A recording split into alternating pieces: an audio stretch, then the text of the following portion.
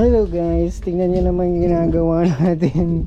So ngayon lang tayo nagkaroon ng time guys, kasi marami tayong papalitan sa internal parts dito.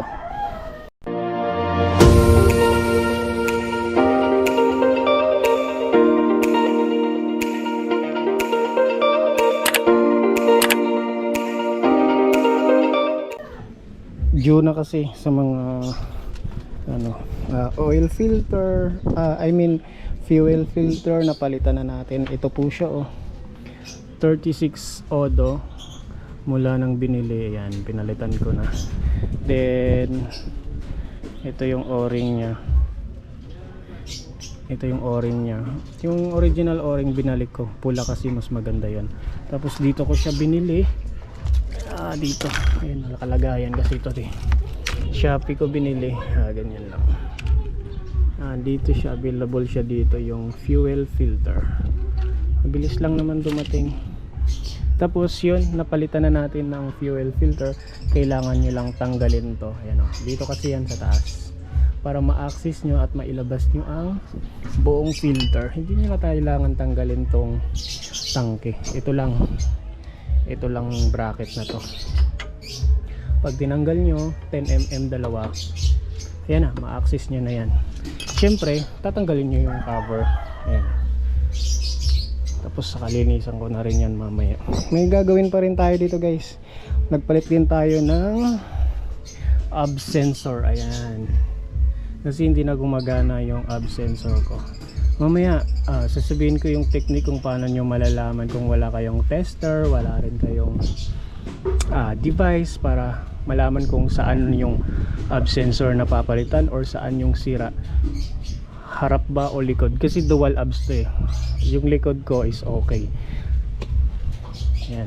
Tapos dito naman yung fuse ng ABS sensor, 10 ampere dalawa, harap likod. Pag okay yan, ang technique doon is pag okay yung ABS fuse mo na 10 ampere, ito yung titingnan nyo guys. Itong ano na to, pag gumagana ng maayos to or may supply ito, nagkakaroon siya ng mga maliliit na buhangin na namamagnet niya. Hindi siya buhangin yung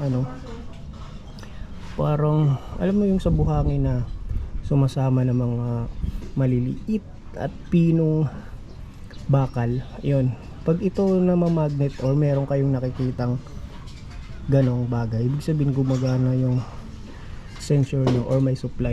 Tingnan nyo yung luma ko. So ayan, nalobat yung camera natin. So yun nga, pag okay naman yung fuse nyo doon, dalawang piraso na 10 ampere. Hindi ko sigurado core 5 or 10, basta may nakalagay doon fuse. Tingnan nga natin, fuse for ABS.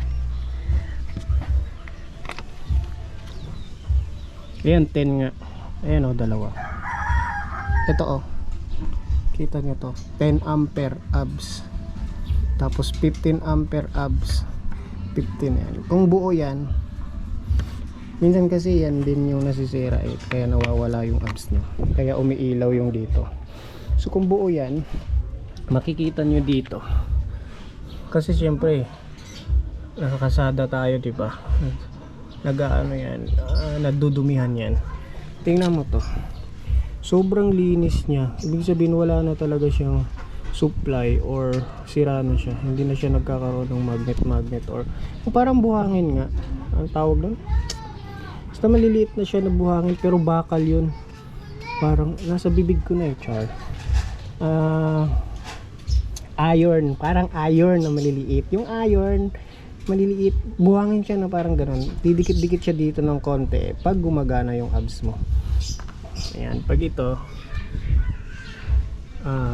nakabit na natin, magiging okay na yun. Kasi napansin ko dito sa harapan ko, wala talaga siyang kadumi-dumi, parang ganito lang, parang plastic na lang siya. Pero pag tiningnan ko yung ABS sensor ko dito sa likuran, meron siyang mga iron.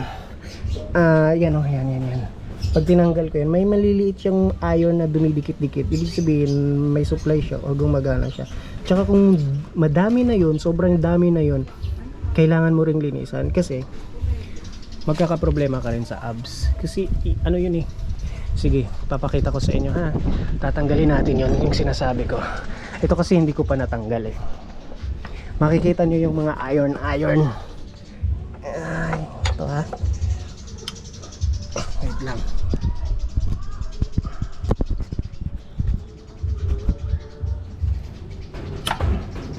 Para malinisin na rin natin.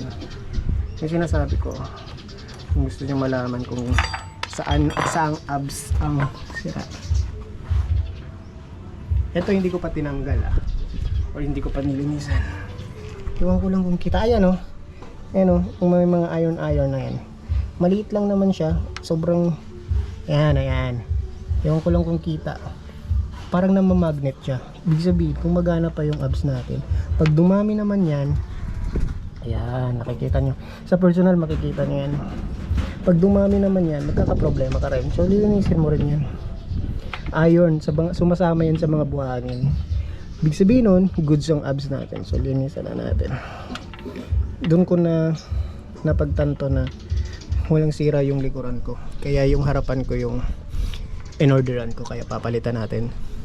Tapos mamaya, na-test ko na rin yan eh. Nilinisan ko na rin.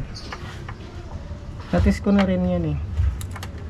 Yung bagong abs sensor is ang reading nun times 10 is nasa 30 ohms, mga ganun.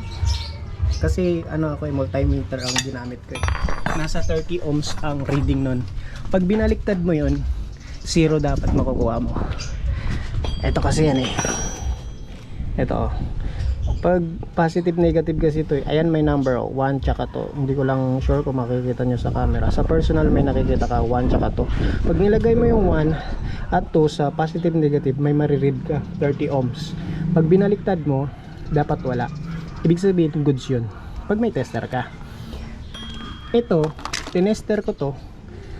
Pag baliktad ko, merong 30 ohms. Pag binaliktad ko ulit, merong 30 ohms. Shorted siya. Baliktaran, meron. So, kailangan yung isa doon, yung baliktad doon, wala. So ito, tinester ko to. Yung kabila lang na tester, meron 30 ohms. Pag binaliktad, wala. So goods yun. Yun, shorted na yun. So yung mga technique doon. Then yung papalitan din natin itong knuckle bearing. Kasi nararamdaman ko na may alog dito na konti pag nalulubok ako. Gumagano, kumakatok. Tsaka medyo matagal na to, 1 year na to eh. 5-2 bearing. So ikakabit natin is, wait lang, kukunin ko. Ito yun Suntal knuckle bearing pang Honda Click or New Beat FI. Pang Honda Beat, pang Honda Click, goods to. Tsaka yung ginamit ko na is knuckle bearing. Parang sa ganyang setup or ganito na kalaki, ADB, parang mas maganda pag nakaganto knuckle bearing. Ayun ang knuckle bearing kasi guys is ganito itsura. Pahaba siyang roller or gumugulong-gulong lang dyan. Pag ball bearing naman is yung mga bilog-bilog. Ayan. Ito yung nasa ilalim.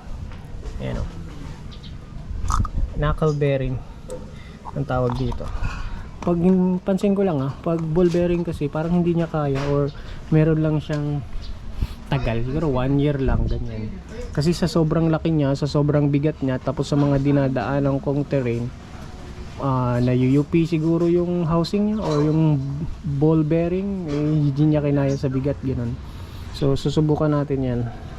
First time ko rin magkabit nito ng knuckle bearing, pero yan, kinabit ko naman yan din ball bearing.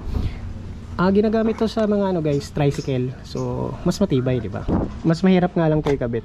So meron naman tayong tools. Wait lang. Ito yung tools natin, pangkabit dyan.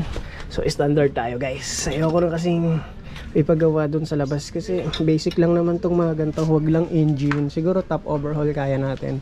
Mabilis lang naman pag-aralan yan. Ayan. Ito nga, nag-trouble nga to dati.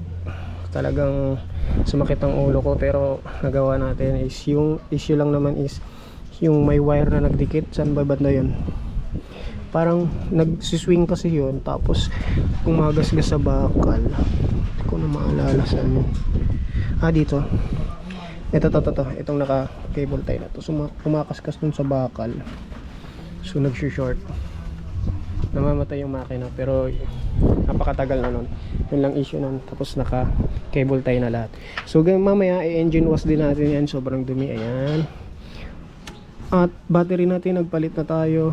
Ang Motolite na battery ang nakakabit dito, YTX 9-BS or MF9-B. Plug and play. Kung gaano kalaki yung stock, ganun din to kalaki. Ayan, engine wash natin mamaya yan. Napalitan na natin ang fuel filter, napalitan na natin ang ABS sensor, knuckle bearing na lang. Okay, wala naman tayong babaguhin. Ang busina natin, blue punk. Ayan o, blue punk, lakas niyan. Ano tawag nito? Mini driving light tayo dito sa ilalim, wala naman tayo babaguhin, ganun pa rin, o goods pa naman yan. Tapos naka ano tawag nito, blue water ba tawag nito. Tapos yan, wala rin na babaguhin, ganun pa rin, ball bearing na lang. Okay guys, ayan po yung unit natin. Ayan po siya, nagkalat po siya. Tapos bago natin ikabit, lilinisin natin lahat yan. Lilinisin din natin yan. Okay, ito yung headlight nya, suabe suabe. So sana magiging okay. Then bago ko kinalas to, kasi nakuha ko na yung gusto kong position, may marking na ako para pagbalik ko, goods na. Okay na, lilinisin ko na lang to mamaya maya. At kakabitan ko pala muna ng bearing. Let's go.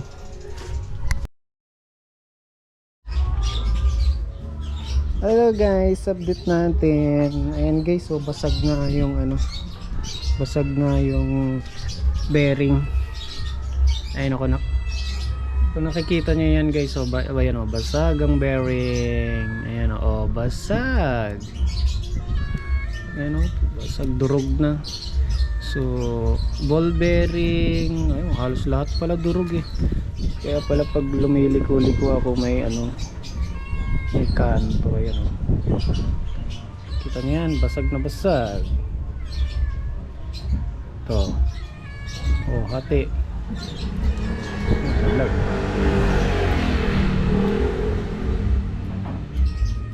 So papalitan natin to guys. Ayan o, durog. Linisin muna natin. Ito ipapalit natin. Nakabit na natin guys. Yan. Ang diskarte dito, gamitin nyo yung yung luma yung ito, yung parang yung dati niya, yung dito kasi to sa ilalim para may tulak nyo ng maayos. Yan. Tapos para hindi siya tatama dito, labi to labi talaga siya. Tapos wag nyo tong kalimutan, to para protection sa mga alikabok. Stock naman yan. Ayan, nakabit na natin. Tapos lalagyan na lang ng grasa. Tapos nakabit na rin natin yung kasama niya o yung female niya. Ayan, stalling na lang, tapos kigrasahan na lang. Yun na guys, kunti na lang, naibabalik na natin ang bahagya at naipaitakbo ko na rin. Ayan, yan na siya, goods na, nagpa-function na yung abs natin. Pag pinatakbo mo siya, nawawala na to. Ibig sabihin, confirm na ito talaga yung sira. Pinatakbo ko na siya kanina. Ayan siya, konti na lang, fairings na lang, goods na. Then set natin yung oras kasi nawawala na yung oras nito pag tinanggal mo babalik sa 00. So mabilis lang yan, kakabit lang natin yan. Let's go. Goods na, ABS sensor napalitan na natin. Ang pinalit dyan, fuel filter, knuckle bearing at ABS sensor. Ayan siya, bago. Nice, nice. Tapos chinek ko yung mga ilaw ko, goods pa naman, gumagana pa naman. Look at guys, Nagpa-pass light pa naman. Yun, makita nyo. Sabay kasi sa high yan eh, sabay. Tapos yung ano ko, ayan, mini driving light, umiilaw. Ayan na siya guys, oh. Bagong ano na, bagong knuckle bearing na yun. Pang tricycle na talaga. So, na-confirm natin na ang bearing na ball bearing, ayun, ay durug-durug na. And kung kita nyo dyan, pang yung ano niya, yung bearing niya, durug-durug na. So, confirm na wala na. Quality na talaga. Durug na. Nahati na yung iba. So yan, pang matagalan na, pang tricycle na yun, knuckle bearing na.